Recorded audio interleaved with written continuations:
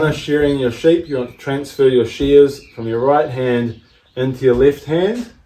And you want to be holding one blade with your bottom two fingers and your other blade with your thumb and index finger, holding the blades apart, using the strength of your fingers so that you can sharpen both blades without having to change your hand grip.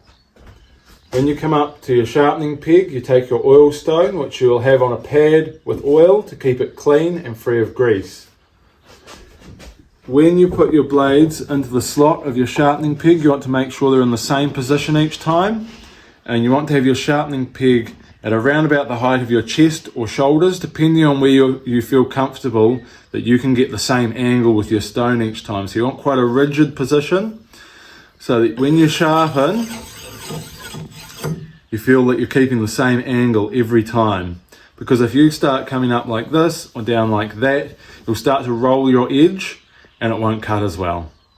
When you're happy that you've sharpened one blade, which between sheep generally only takes that much work, turn the blades over and sharpen the other blade. The same amount. Of course, I've done one blade more this time, but this is just for demonstration. Once you're satisfied that you've sharpened your blades enough, you want to wipe any burrs off from over sharpening so that the blades don't cut into each other, and you want to be able to feel that it's nice and smooth. If the blades really grip into each other, it means you still have a burr and you need to wipe them off some more. To test your shears, you want to get a small piece of wool and close slowly and check that the wool isn't pushing through the blades at all.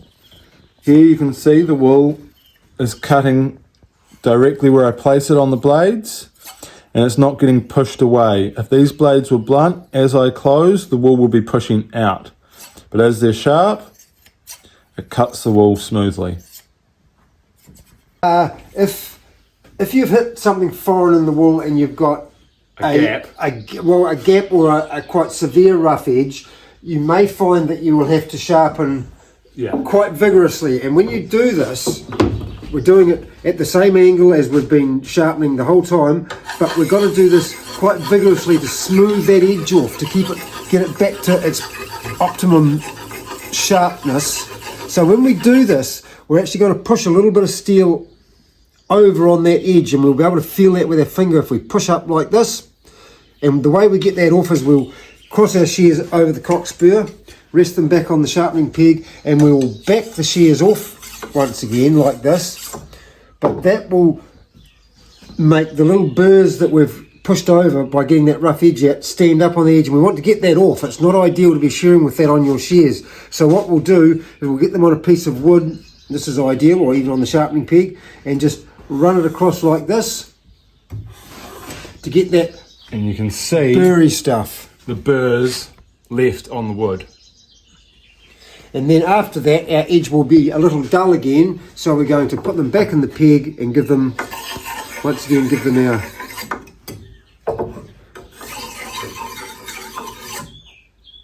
sharpen. Okay, so we've just ground our shears, and as you sharpen down through the steel, your point will get sharper and sharper. So we need to round that off so it runs on our skin. So if it runs on our skin, it's going to run on the sheep's skin. And the way to dress our point up so it does that is to take the shears in our hand like this and rest them on our sharpening peg, starting with the stone up against the point, and we roll it across. And what we're doing here is turning the end of that blade into just a little ball-shaped point so it will run smoothly. So we've done one, roll them over, and we'll do the same to the other one, being very aware that this point down here is exposed and can be damaging. So it's not something you want to do quickly. So turning that point into just a little ball so it will run smoothly across the skin.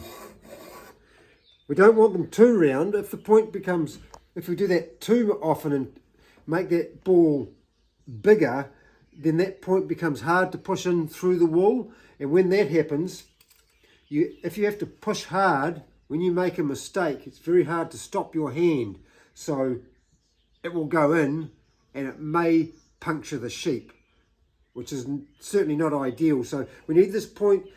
Different types of wool require different points. So a fine, dense merino needs a point that's quite sharp because that wool is very small dense, ball very instead of a big ball. a small ball. But for a open-wooled Leicester type sheep or a Romney, we can use a much rounder point because that wool isn't as dense, so the point will enter much more easily. Alternatively, if you don't want to rest on your peg or you're paranoid about your other point here, I quite like to work in against my body. And again, I do, instead of working that way, I work top to bottom this way. But again, you start where the edge is, and I do circular motions, still creating the same ball shape, just a different technique. So again, in against your body so that the shears are held nice and firmly. They're not going to be wobbling with the stone. And circular motions to make that same ball point. Hopefully that'll run along my skin.